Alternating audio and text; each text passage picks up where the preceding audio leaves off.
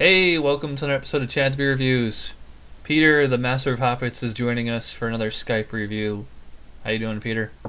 Pretty good. How are you doing? Good, good.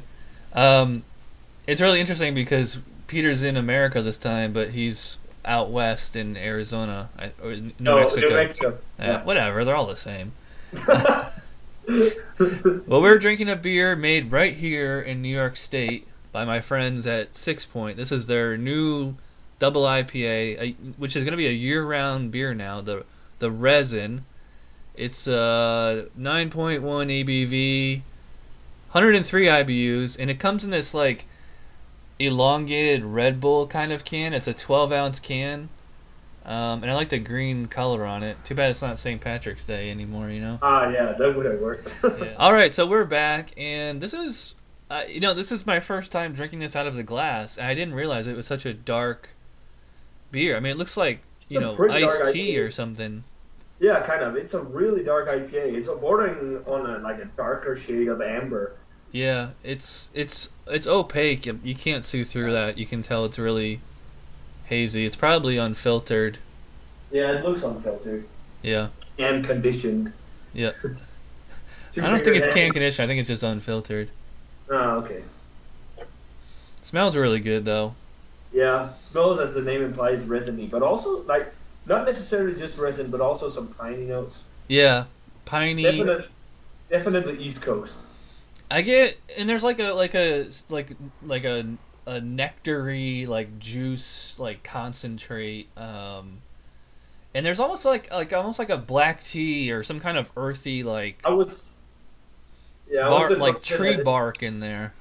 yeah, it's got like a very herbal kind of quality to it. Yeah, And to me, it also smells a little bit like a hop pellet. yeah, It's got that kind of more intense or heavy hop aroma.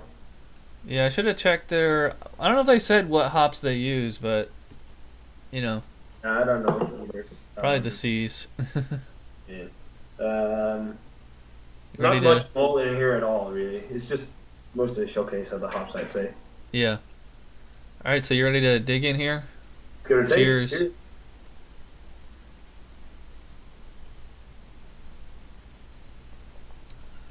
Well, that's pretty bitter. Yeah, I mean it Yeah. should be 103 IBUs. Yeah. Yeah, I mean like that's like the first thing you notice. It's just like Got a it's lot of pretty bitterness. bitter. You know what it kind of reminds me of? I don't think you had it, but it kind of reminds me of 𝓑𝓻𝓮𝓲𝓷. Did you have that Oh. one? No, I haven't had that yet. I mean, it reminds me of that in that it's like that that just pure bitterness. Kind of like the more resiny type, just hop syrup bomb IPAs like 𝓑𝓻𝓼 or It like tastes like kind of like hop extract. I don't know if you've ever tasted it, but it's got that same kind of bitterness. Hop extract is much more bitter than this, but it's Yeah. got kind of the same flavor. And then a lot of the herbal kind of like almost bark like yeah. earthiness to it, as you talked about in the aroma. And then a lot of pine. It's definitely East Coast, but you also get some citrusy notes in there. Yeah, it's definitely that. Yeah, like herbal, earthy. Very woodsy. Yeah. Like I said on the nose, black tea. I kind of taste like a black tea. It's a nice kind of. It's a really interesting balance. I mean, plenty of hops for sure. Yeah. But with the whole malty side of the earthiness of like the herbal kind of taste. If you're going into this thinking you're gonna get something really sweet, like maybe I don't know, like Dogfish 90 minute maybe, you don't really get that. No, it's more intensely bitter, I'd say. It reminds me a little bit of Mikkeller's 𝓑𝓻𝓮𝓻𝓲𝓷, which is like a double IPA that is intensely bitter. This is more balanced though, but Yeah. it's got the same kind of traits, that same rubbing kind of bitterness to it. But I like it. I like this kind of IPA, double IPA. Yeah. It's interesting considering it's so hoppy, especially while it's in the mouth. Like it's not drying me out completely. Like there's definitely a residual hot presence in the tongue, but it's not Plus, I'm drinking this very cold, so that might be the reason why. But it's not like drying me out.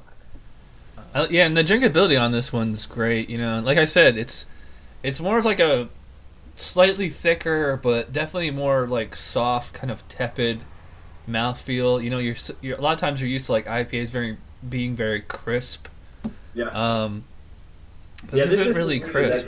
No, it's as you said, it's I wouldn't say it's completely tepid either, but it's not like it doesn't have too much of carbonation in there. Yeah. Like sometimes you get like a real gentle vibration across the tongue on a beer like this. Not so much on this one. It's just more of you get like a little bit of a prickliness from the hop bitterness, as far as, and you know, and you're getting great lacing on here. Yeah, pretty good. I would definitely call this probably like the most woodsy, foresty IPA I've ever had. I will definitely agree with that because it's got a real intense amount of that earthy, woody flavor and the herbal kind of piney flavor. Yeah. Definitely the most woodsy, as you say, IPA I've had too. Usually I prefer like the more tropical, fruity, citrusy, grapefruity IPAs, but this is still really tasty, especially because it doesn't dry you out that much, and then because it's not syrupy. Because I think if this was syrupy, it wouldn't have been as good. Yeah, it's kind of a toss-up for me between whether I like this or the Bengali Tiger better. But I gave the Bengali Tiger a 9. I'll give a 9 for the resin.